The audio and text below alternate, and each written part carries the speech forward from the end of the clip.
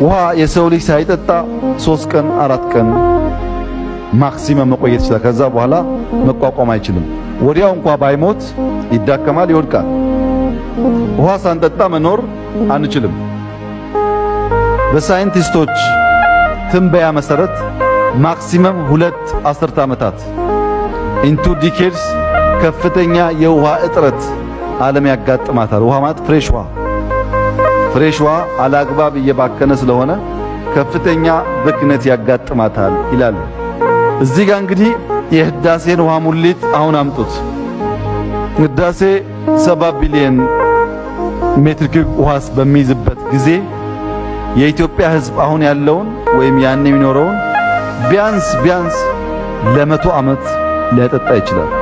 አሁን ስለ ኢነርጂ ኢነርጂ ያመጣልን አይላንዱን ቱሪዝሙን ተውና የሚጠጣ ውሃ የዛሬ 20 ዓመት በዓለም ላይ ፈተና ይሆናል እየተባለ ለ100 ዓመት ትውልድ የሚያጠጣ ውሃ ማስቀመጥ ማለት ዕዳን ወደ ምንዳ መቀየር ማለት ነው።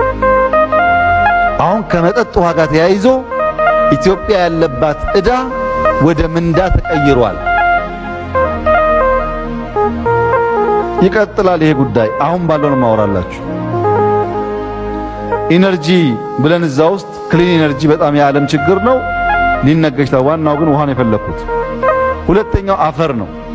አፈር የላይኛው የሚያመርተው የአፈር ሌየር ከጠፋ በኋላ ተመልሶ የአፈር ለመፈጠር 1000 ዓመታት ይፈጃል ነው የሚባለው። የአፈር መሸርሸር በጣም ከፍተኛ ኪሳራ ነው። በቀላሉ የሚተካ ነገር አይደለም። ዛፍ ቆርጠህ ተክላለህ። አፈር ከጠፋ ግን ለመተካት ጊዜ በጣም ሰፊ ጊዜ ይፈልጋል። አሁን አንዳንድ ኢትዮጵያ አካባቢ ከፍተኛ አካባቢ ላይ ድንጋያማ ሆኖ የምናየው ሲፈጠርም እንደዛ ሆኖ ላይሆን ይችላል።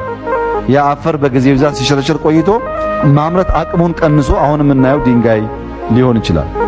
በምንገድብበት ሰዓት ውሃ ብቻ ሳይሆን የምንጠጣው ውሃ ብቻ ሳይሆን ዝም ብሎ በነፃ የሚጓዘውም አፈር ይጠበቃል ማለት ነው። አፈር ጥቅሙ ብዙ ነው። አንደኛ ራሱ ውሃን የሚያጠራው አፈር ነው። አይታችሁ ከሆነ አሁን በምንሰራቸው አርቲፊሻል ሌኮች ከውሃው ስር የምናስቀምጠው ሬዳሽ ነው። ሲልኩ እየወረደ ሲሄድ ውሃውን ንጹህ የማድረግ አቅም አለው። ድንጋይ ላይ የሚቀመጥ ውሃና አፈር ላይ የሚቀመጥ ውሃ እኩል አይደለም። ድንጋይ ላይ የሚቀመጥ ውሃ ከለሩ ይቀየራል፣ ይሸታል። አፈር ላይ የሚቀመጥ ውሃ ሰፊ እንቅስቃሴ እንኳን ባይኖር ከድንጋይ የተሻለ ጥራት አለው።